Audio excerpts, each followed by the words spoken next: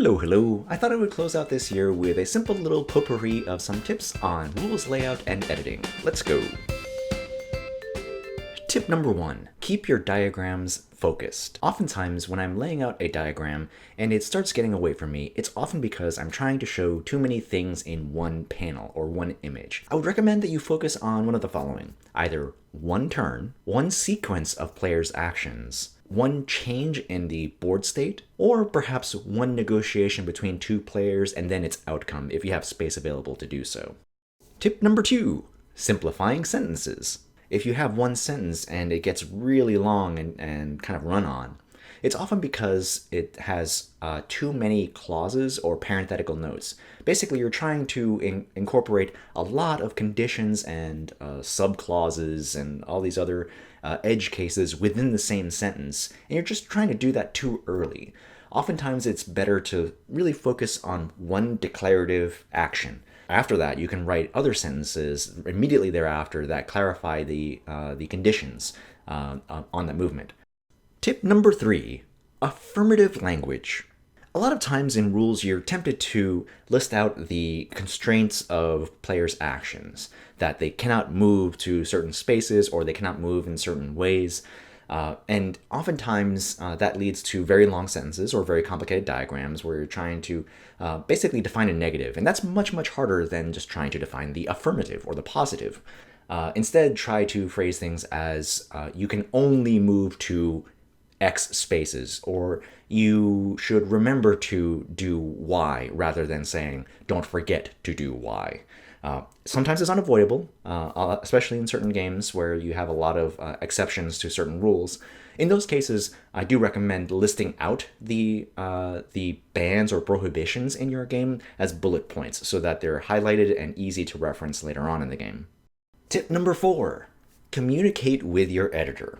Oftentimes, editing is the second to last step of rules writing, and then everything goes to layout, where things sort of become a black box for everybody else on the team until the layout person produces their first draft and sends it to the team to review and approve.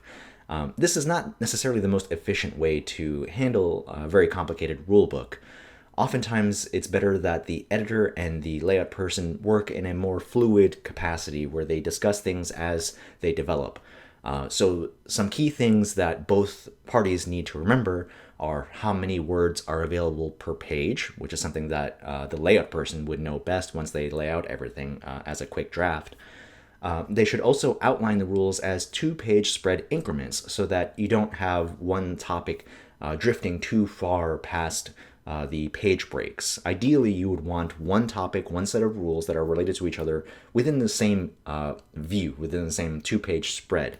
Make sure that the layout person has double-checked all of the diagrams to make sure that what they're illustrating matches the text. Tip number 5, know when to cut. Now, as every hobbyist knows, rulebooks can be a little bit intimidating for the casual player, especially when they're multiple pages and they get pretty thick. Even if the actual core gameplay only takes up maybe 2 or 3 pages, if the rest of the book is an appendix or an almanac of the card lists, just the thickness of that rulebook can be intimidating for the casual player.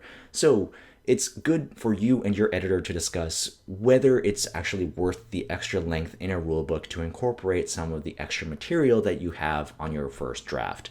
In some cases, like in Uwe Rosenberg's Nussfjord, I find it very useful how they've incorporated a glossary that details all of the typographic conceits that they've used throughout the game to explain exactly what it is that each of these very concise game actions really means in plain English.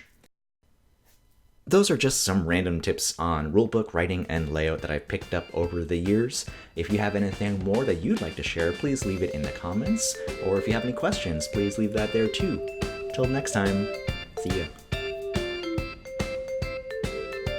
Hello! Thank you for watching. Hope you enjoyed it. If you want to download more stuff and more content, you can find it over in the Patreon at the link below.